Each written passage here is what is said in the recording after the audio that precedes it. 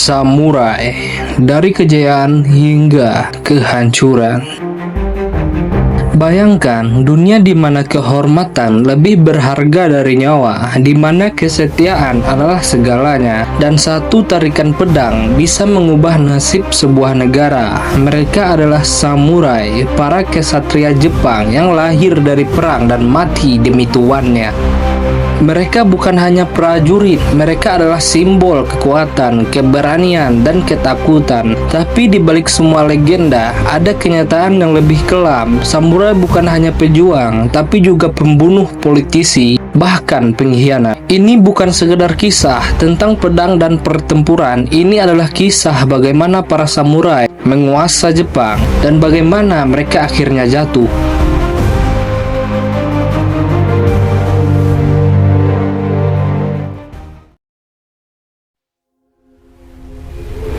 Pada abad ke-8, Jepang diperintah oleh kaisar dan para bangsawan istana di Kyoto. Mereka hidup dalam kemewahan, tetapi mereka menghadapi satu masalah besar. Mereka tidak bisa melindungi wilayah mereka sendiri.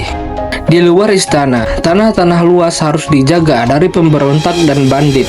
Maka lahirlah para samurai, yang berarti mereka yang melayani. Mereka adalah prajurit bayaran yang bertugas melindungi tanah para tuan feodal atau daimyo. Namun, semakin banyak perang yang terjadi, semakin besar peran mereka.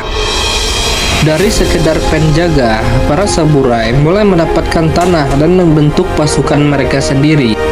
Seiring waktu, mereka bukan lagi sekedar pelayan, mereka menjadi penguasa. Perubahan besar terjadi di abad ke-12.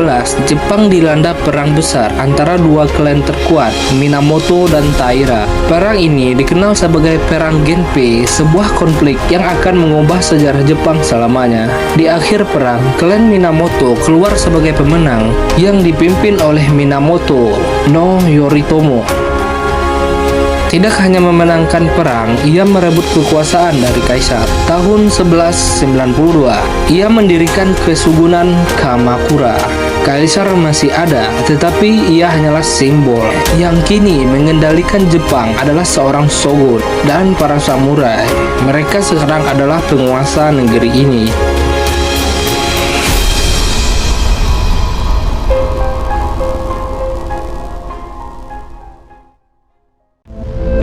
Abad ke-15 dan ke-16 dikenal sebagai Seigoku Jidai, zaman negara berperang.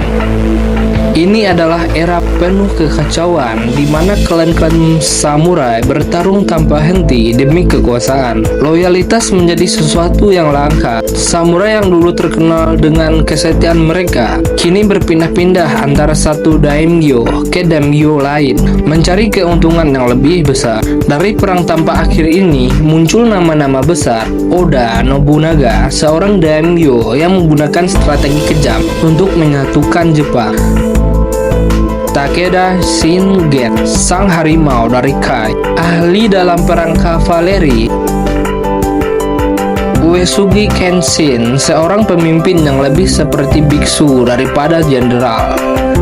Pertempuran demi pertempuran terjadi dan darah terus mengalir. Samurai menjadi mesin perang yang haus kekuasaan.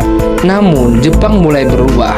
Di tahun 1543, pedagang Portugis tiba di Jepang membawa sesuatu yang akan mengubah cara bertempur samurai selamanya.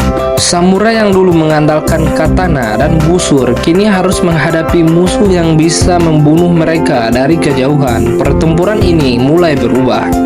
Pada akhirnya, seorang pria bernama Tokugawa Ieyasu memenangkan perang terakhir di Sekigahara dan mendirikan Kesogunan Tokugawa. Jepang kembali bersatu. Namun, samurai yang dulu hidup dalam perang kini menghadapi era yang berbeda. Jepang memasuki masa damai, dan tanpa perang, para samurai mulai kehilangan tempat mereka.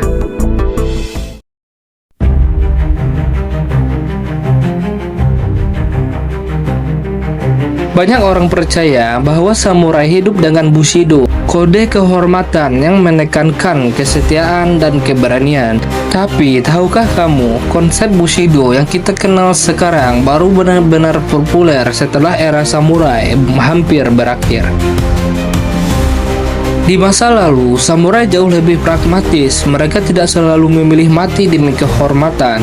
Jika keadaan memaksa, mereka bisa berkhianat, menyerah, atau bahkan menjadi mata-mata untuk klan lainnya. Samurai yang setia memang ada, tapi samurai yang mengutamakan kelangsungan hidup dan kekayaan jauh lebih banyak.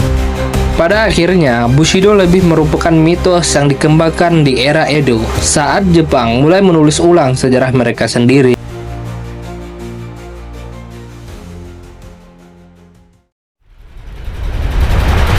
Selama lebih dari 700 tahun, samurai menguasai Jepang, namun semua itu berubah di abad ke-19.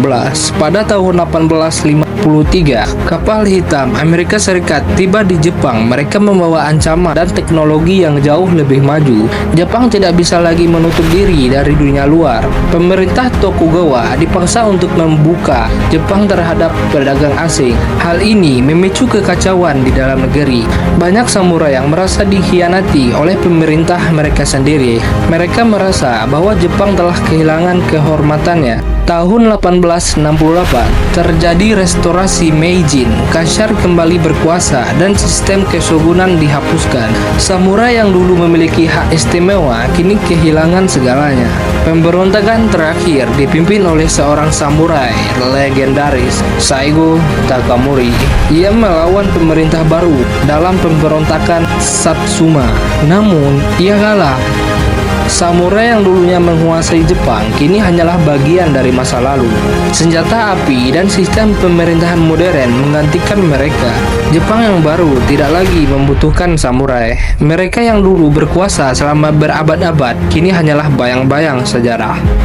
Hari ini, samurai masih dikenang sebagai simbol kehormatan dan keberanian. Tapi di balik legenda itu, ada kenyataan yang jauh lebih kompleks. Mereka bukan hanya pahlawan, tapi juga manusia biasa dengan ambisi, kelemahan, dan pilihan-pilihan yang terkadang bertentangan dengan nilai-nilai yang mereka anut. Tanpa mereka, Jepang tidak akan menjadi seperti sekarang. Tapi jika mereka masih ada, apakah dunia ini akan jauh lebih baik atau justru lebih kejam?